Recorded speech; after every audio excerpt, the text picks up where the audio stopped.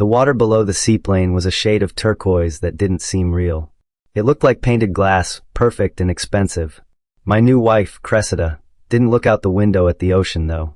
She was looking at her phone screen. She adjusted her oversized sunglasses and pursed her lips, snapping her 5th selfie in a row. My husband spoils me. #honeymoon, #first class, #private island. She typed rapidly, her long nails clicking against the glass. Sitting directly across from us was Yago. He was wearing a tight tank top that showed off every muscle in his arms, and he was busy filming the landing on his own phone. He wasn't looking at the scenery either. He was filming Cressida filming herself. My name is Leander. I'm 38 years old, the CEO of a global logistics firm, and a man who has spent his entire life making sure things get from point A to point B without a single error. I don't like surprises. I like data. I like clear paths. But as the seaplane touched down on the water of the Azure Atoll Resort, I had a sinking feeling that my life was about to go off course. I had paid for everything. The private flight, the island buyout, the wardrobe. But I wasn't the one smiling for the camera. I was just the wallet in the corner of the frame. I watched Yago wink at my wife, and I watched her blush. I stayed silent, but my mind was already starting to count the red flags. We walked into the open-air lobby, which smelled like vanilla and sea salt. The staff greeted us with cold towels and fresh coconut water. We approached the front desk, where the head concierge was waiting with a warm, practiced smile. He looked at his computer screen, then at me, and then at the three of us. His smile faltered just a little bit. "Welcome, Mr. Leander," he said, his voice professional but hesitant. "I have your reservation here. The Presidential Overwater Suite for 2 adults." He looked at Yago, who was standing entirely too close to Cressida. Before I could speak, Cressida let out a tinkling, high-pitched laugh. She placed a hand on Yago's bicep. "Oh, don't be silly. Yago is an absolute must, darling. I can't let my routine slip. He's like a brother. He'll have the guest room. She's already charged his entire trip to my account." She waved her hand dismissively, as if demanding a separate room for a third person on a romantic getaway was the most normal thing in the world. "Put it on the main account," she added, not even looking at me. "Leander doesn't mind. Do you, honey?" I looked at the concierge, who was waiting for my approval. I looked at Yago, who was smirking. A logistics man knows when to pause and gather more information before acting. "No," I said calmly. "I don't mind at all." A customized electric golf cart whisked us down a long wooden pier that stretched out into the ocean. Our villa, Villa 1, was at the very end. It was a masterpiece of architecture, featuring a glass floor, a private infinity pool, and direct access to the lagoon.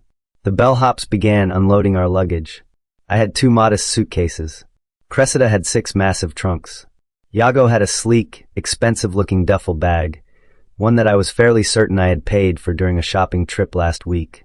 As the staff bustled around us, the sound of a second golf cart approaching caught my attention. It pulled up right alongside ours. The driver looked at his clipboard and then at the pile of luggage. "Excuse me, sir," the new driver said, looking at the head bellhop. "Is this the luggage for Villa 7? I frowned. "Villa 7? We are staying in Villa 1. I didn't book a Villa 7. The driver looked confused. He tapped his earpiece and checked his sheet again. "Apologies, Mr. Leander. My manifest shows a second private villa booked under your account name. Villa 7. It's the Sunrise Villa on the other side of the island." Cressida suddenly appeared at the door, beaming. "Oh, that must be for Yago. He needs his privacy, don't you think? We can't have him sleeping on our couch." I looked at the driver. "It's on my account?" "Yes, sir," he confirmed. "Fine," I said, my voice flat. "Take him to Villa 7.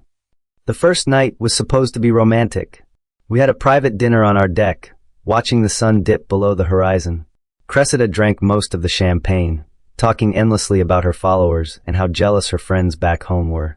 Yago was nowhere to be seen, presumably settling into his luxury quarters on my dime. Around 10 p.m., Cressida stood up and stretched. She walked over and gave me a quick, distracted kiss on the cheek. "I feel so bloated from all that food," she said, checking her reflection in the glass door. "I'm going to go for a late-night cardio session with Yago. He promised to keep me on track. Don't wait up for me, darling. I might get a massage at the spa afterward." "Have fun," I said. I didn't go to bed. I am a man who values data, and something about the timeline didn't add up. I sat on the dark balcony, invisible in the shadows. 10 minutes later, I saw them. They weren't walking. They were in a golf cart. And they weren't heading toward the center of the island where the 24-hour gym and spa were located. They were driving fast, heading east, toward the secluded, rocky sunrise side of the island, toward Villa 7. I watched their taillights disappear into the darkness. My heart didn't break. It just turned cold. I couldn't sleep. The silence in the massive villa was deafening. By 2 a.m., the logic in my head was screaming louder than my emotions. I needed proof. I needed hard numbers. I dressed in casual clothes and walked the 20 minutes back to the main reception building. The lobby was empty, save for a night manager typing quietly behind the desk. He looked up, startled, as I approached. "Mr. Leander," he said, standing up quickly. "Is everything all right? Can I get you anything?" "I'm conducting a security audit of my accounts," I lied smoothly. My voice was steady, the voice I used in boardrooms when firing incompetent directors. "I need the electronic key log and all itemized charges for Villa 7 immediately. I believe there may be a discrepancy." The manager hesitated, but seeing the serious look on my face, and knowing I was paying for the entire island buyout essentially, he nodded. He tapped on his keyboard and printed out a long sheet of paper. "Here you are, sir." I scanned the document. It was all there in black and white. The registered guest for Villa 7 was Yago. But the key log told the real story. Entry, guest key Yago, 10:15 p.m. Entry, secondary key Cressida, 10:20 p.m. They hadn't left the room since. I looked further down the sheet. Room service charges. 24 oysters. 2 bottles of Dom Perignon. The data didn't lie. They weren't exercising. They were celebrating. And I was paying the bill. I walked back to Villa 1 with the printout folded neatly in my pocket. The sky was starting to turn a soft purple as the sun threatened to rise. The birds were waking up, making a racket that sounded mocking to my ears. I didn't go inside immediately. Instead, I waited in the shadows of the lush tropical landscaping near our villa's entrance. I didn't have to wait long. The electric hum of a golf cart broke the silence. Through the leaves, I watched them. Yago was driving, one hand lazily on the wheel, the other resting on Cressida's knee. They were laughing softly, a conspiratorial sound that made my stomach tighten. He stopped the cart just out of sight of the front door. Cressida hopped out, fixed her hair, and smoothed down her dress. She leaned in and kissed him, not a friendly peck, but a long, lingering kiss. "Go," she whispered, loud enough for me to hear. "He wakes up early." Yago drove off, and Cressida tiptoed into our villa. I waited 5 minutes, letting the silence settle, before I followed. Inside, she was already in bed, fake sleeping with a rhythmic breathing that was too perfect to be real. I looked at her, feeling absolutely nothing. The anger was gone. In its place was the cold, hard resolve of a man who balances ledgers for a living. I opened my laptop. It was time to balance this one. The next morning, the tropical sun was blazing, but I was dressed in crisp linen trousers and a button-down shirt. I sat at the dining table, sipping black coffee while typing furiously on my phone. Cressida walked out in a silk robe, looking refreshed and pretending to be groggy. "Leander?" she asked, feigning disappointment. "Why are you dressed like that? We have a couple's massage booked in an hour." I tapped my earpiece, signaling for her to wait a moment, then pretended to finish a call. "I'm sorry, darling," I said, putting on my best stressed face. "Major crisis at the Singapore distribution hub. A fleet of cargo ships is stuck in port. I have to handle this personally." Cressida's face went through a complicated journey. First, she looked annoyed that her prop, me, wasn't available. Then a spark of realization hit her. If I was busy, she was free. "Oh no," she said, trying to sound sad but failing to hide the excitement in her eyes. "That sounds terrible. Does that mean you'll be working all day?" "I'm afraid so," I said. "I'll need to be in the resort's business center until dinner. The connection is better there. You and Yago should go enjoy the island. Don't worry about me." She beamed, leaning down to kiss my forehead. "You poor thing. Don't worry, I'll make sure Yago keeps me company so I'm not lonely." The resort's business center was a small, air-conditioned building tucked away behind the main lobby. It was empty. Most people on a private island honeymoon didn't spend their time in a room that looked like a corporate office.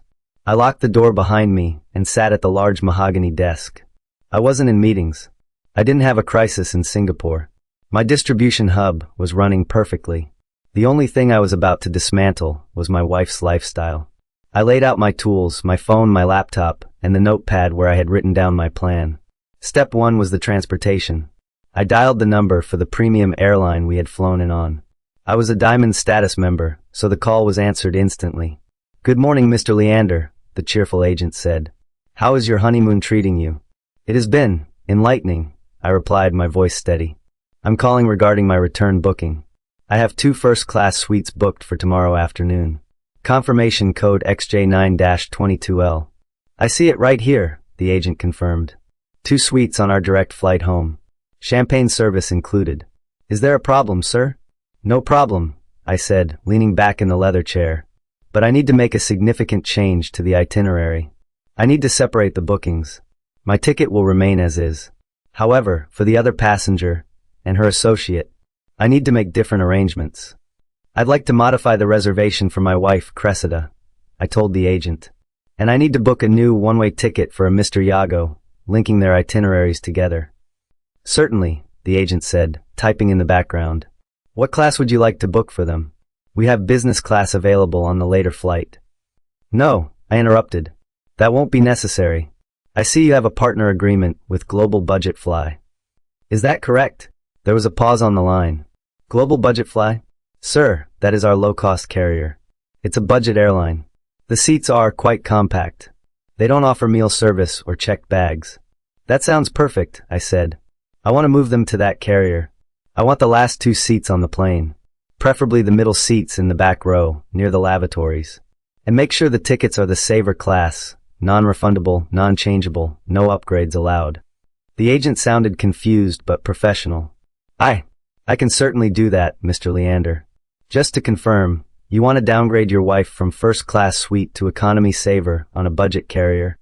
"Correct," I said, watching a lizard crawl across the window outside. "She says she wants a more grounded experience. I'm just giving her what she wants."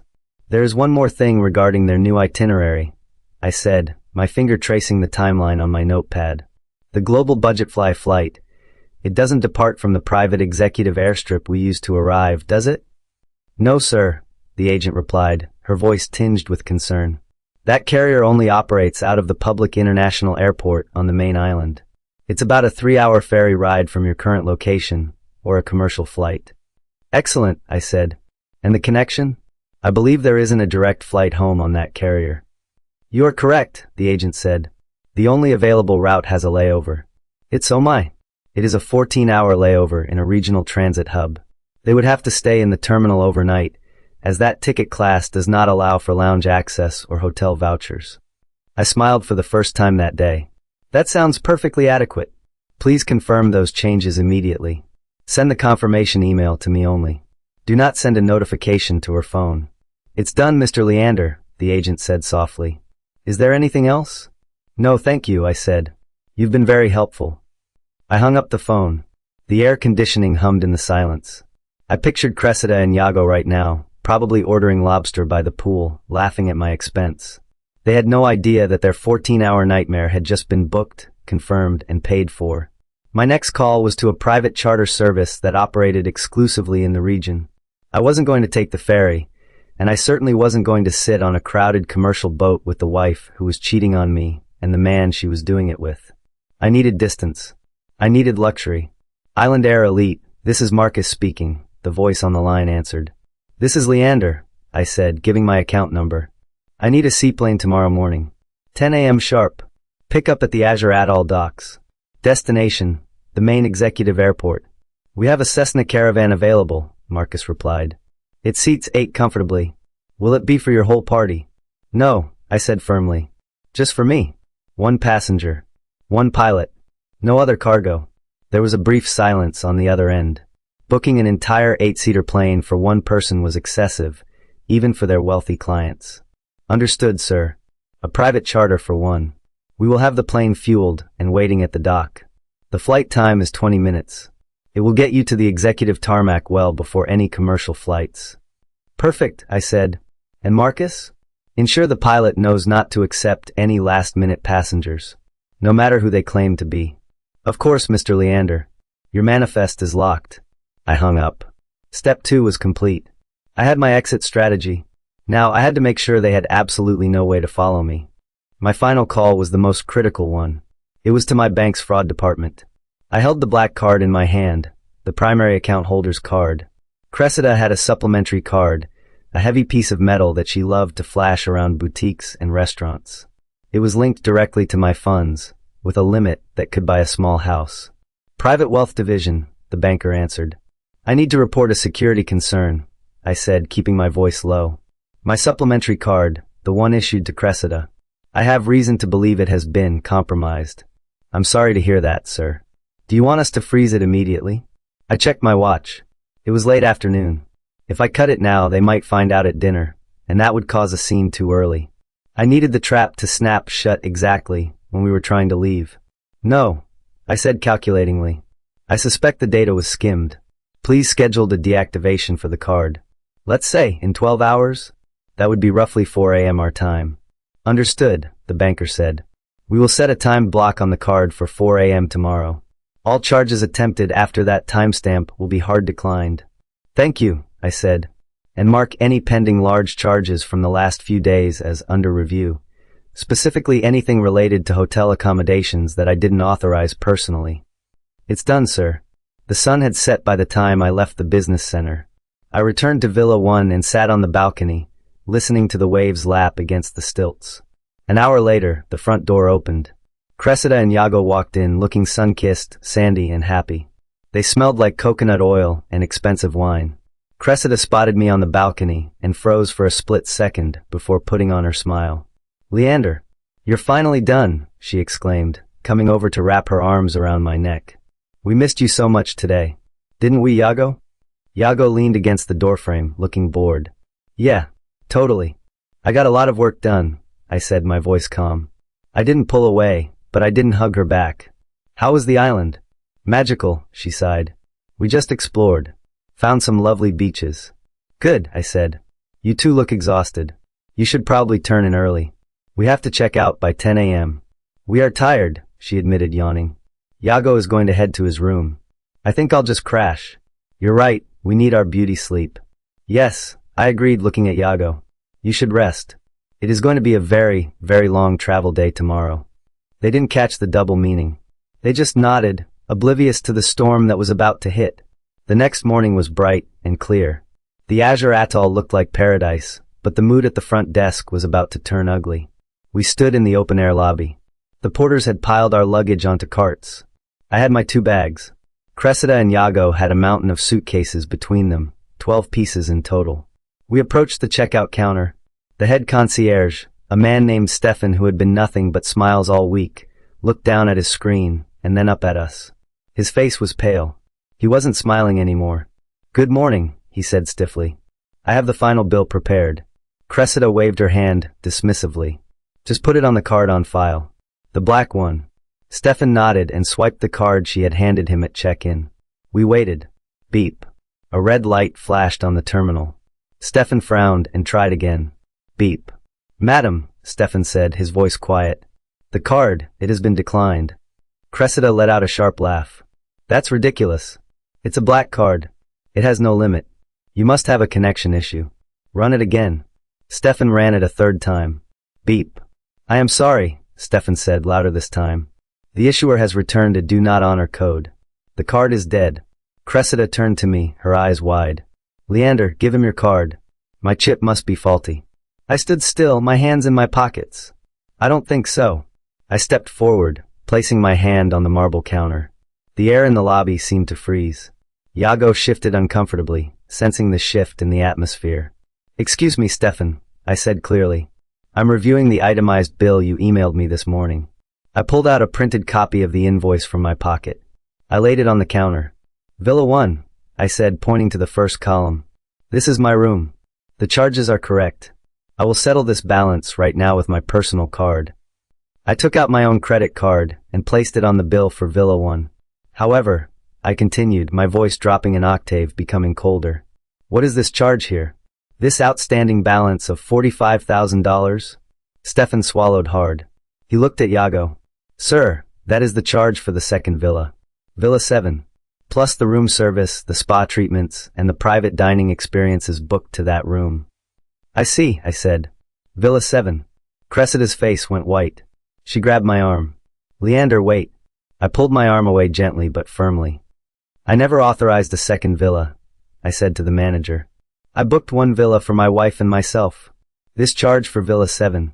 It is a fraudulent charge. But sir, the manager stammered. Mr. Yago stayed there. It was booked under your account. Identity theft is a serious crime, I said, staring directly at Yago. You'll have to take that debt up with him. I never authorized that, I repeated, my voice slicing through the humid air like a knife. I looked at the manager, then gestured to the pile of luggage that belonged to Yago. The card on file for that villa was my wife's supplementary card. Since that card is declined, you will have to take the payment up with her. Cressida's face went from pale to a sickly shade of gray. Leander, what are you doing? Just pay the bill. We're going to miss our flight. I'm not paying for his vacation, Cressida, I said calmly. And I'm certainly not paying for the room you two shared. We didn't share a room, she shrieked, her voice cracking. The key logs say otherwise, I replied, not breaking eye contact. I've already settled the bill for Villa 1. My business with this hotel is concluded. I turned my back on them. The manager signaled to 2 large security guards who were standing near the entrance. They stepped forward, blocking Yago from moving his bags. Sir, the manager said to Yago, his voice stern. We cannot release your luggage or allow you to leave the property until the outstanding balance of $45,000 is settled. This is insane, Yago yelled, his cool demeanor finally cracking. I don't have that kind of money. Then I suggest you start making phone calls, I said over my shoulder. I have a plane to catch. I walked out of the open-air lobby and onto the wooden boardwalk that led to the seaplane dock. The sun was blindingly bright, reflecting off the water. Behind me, I heard the frantic clicking of high heels and the heavy thud of Yago dragging a bag he had snatched before the guards could stop him. Leander! Wait! Cressida screamed. They caught up to me just as we reached the end of the dock. The ocean breeze was strong here. Bobbing in the water were 2 very different aircraft. On the left was a gleaming, white Cessna Caravan. It looked brand new, with leather seats visible through the windows and a pilot in a crisp uniform standing on the pontoon. On the right was an old, rusted, island hopper prop plane. The paint was peeling, revealing the metal underneath. It looked like it had been flying since the 1970s. It rattled even while the engine was off, and a pilot in a stained t-shirt was smoking a cigarette on the wing.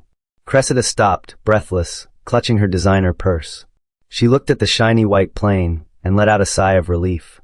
Thank God, she panted. The plane is here. Leander, stop this joke right now. We need to load the bags. The pilot is waiting. She started walking toward the white Cessna, assuming her place was on the leather seats. She didn't even look at the rusted plane.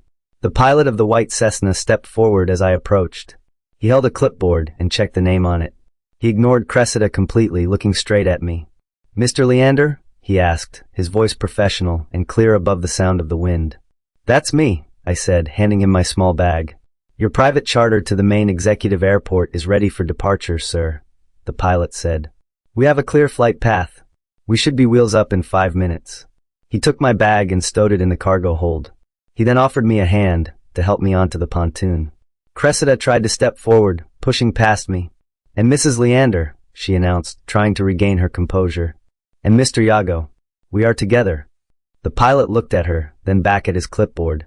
He shook his head firmly. I'm sorry, ma'am, the pilot said. This charter is for 1 passenger only. Manifest is locked. Mr. Leander specifically requested a solo flight. No additional cargo. No additional passengers. Cressida froze. Her mouth fell open. What? No, that's a mistake. We are flying first class. We have tickets. I have a ticket, I corrected her, stepping onto the pontoon of the luxury plane. You do not. Leander.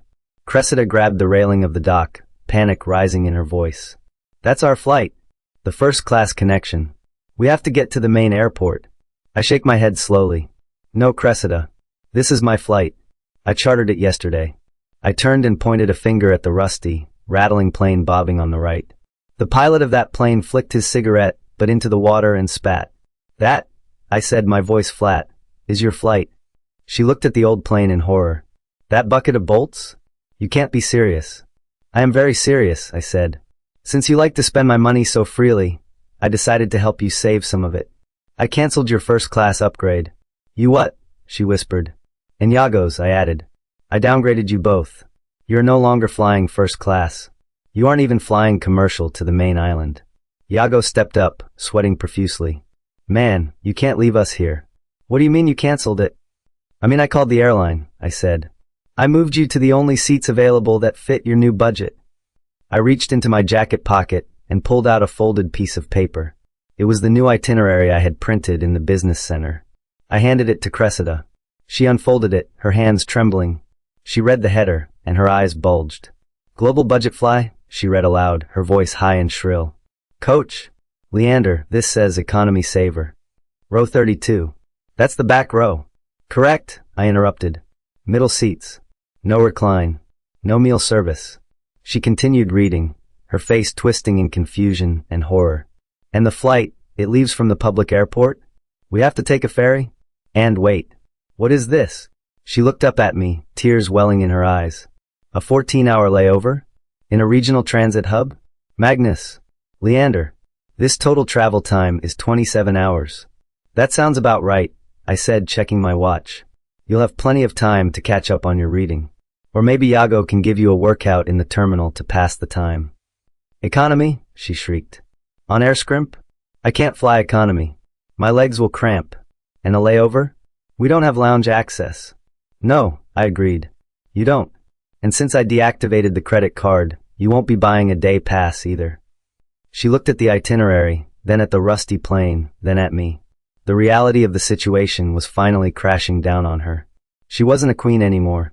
She was just a passenger in row 32. Iago stepped up, his chest puffed out in a pathetic attempt at intimidation. He dropped the handle of the suitcase he had been dragging and pointed a finger at me. The bravado was slipping, revealing the panic underneath.